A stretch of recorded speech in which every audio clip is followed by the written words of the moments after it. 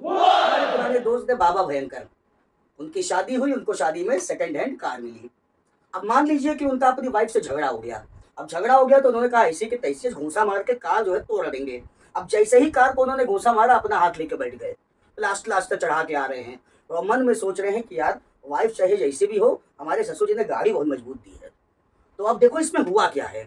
इसमें क्या हुआ है कि इन्होंने गाड़ी के ऊपर लगाया फोर्स, यानी एक्शन। और जब गाड़ी के ऊपर फोर्स लगाया तो गाड़ी ने भी उधर से पलट के फोर्स लगा दिया। कहा कहाँ मार रहे हो, उधर चलो। तो जब गाड़ी ने भी उधर से फोर्स लगाया तो जो इन्होंने फोर्स लगाया उसको कहते हैं एक्शन, और जो गाड़ी फोर्स लगाएगी उसको कहते हैं रिएक्शन। तो जितना फोर्स इन्होंने गाड़ी के ऊपर लगाया उतना ही फोर्स गाड़ी ने भी इनके ऊपर लगा दिया। यानी every action has equal and opposite reaction. चाहे तो आप ट्राई कर लीजिए, घर में दीवार है, दीवार के ऊपर घूसा मार के देखिएगा, और जैसे ही घूसा मारेंगे आप भी अपना हाथ लेकर बैठ जाएंगे। यानी जितना फोर्स आप किसी बॉडी के ऊपर लगाएंगे, बॉडी भी उतना ही फोर्स आपके ऊपर लगाएगी। यानी अगर दो बॉडीज हैं तो एक बॉडी दूसरी बॉडी पे फोर्स लगाती है तो दूसरी बॉडी भी पहली बॉडी पे उतना ही फोर्स अपोजिट डायरेक्शन में लगाती है। That is called action reaction law. और यही दिया गया न्यूटन ने अपने थर्ड लॉ में। तो न्यूटन का जो थर्ड लॉ है इसको स्टूडेंट्स हम लोग एक्शन रिएक्शन लॉ भी कहते हैं। अच्छा, अब इसमें भी एक कंट्रोवर्सी कह लीजिए या इसमें ध्यान देने वाली बात है। ध्यान देने वाली बात यह है कि न्यूटन ने बताया था every action has an equal and opposite reaction. अब आप कहेंगे ठीक है, हम दीवार पे मान लीजिए घूंसा मारे, अपना हाथ लेके बैठ जाएंगे। लेकिन अगर दीवार की जगह हम किसी को कंटाप खींच के मार दें तो उसके गाल पे तो बिल्कुल लाल लाल निशान पड़ जाता है, लेकिन हमारे हाथ में तो उतनी तेज चोट नहीं लगती।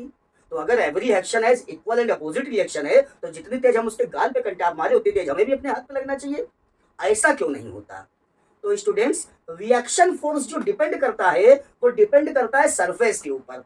अगर सरफेस प्योरली रिजिड है तो जितना एक्शन लगाएंगे उतना ही रिएक्शन आपको मिलेगा। लेकिन अगर सरफेस स्मूथ है, चिकनी है, मुलायम है, तो वहां पे आप एक्शन तो लगाएंगे लेकिन आपको रिएक्शन उतना नहीं मिलेगा। जैसे मान लीजिए आप दलदल में चले जाएं, किसी भी बॉडी को अपने वेट का एक्सपीरियंस रिएक्शन फोर्स से होता है, लेकिन आप अगर दलदल में चले जाएंगे तो आप जब फोर्स लगाएंगे एक्शन, लेकिन रिएक्शन नहीं मिलेगा आपको उतना ज्यादा। तो दलदल में आपका वेट एक्चुअल वेट से कुछ कम फील होगा। आप पानी में चले जाइए, पानी में भी क्या होगा, आपका वेट कम फील होगा।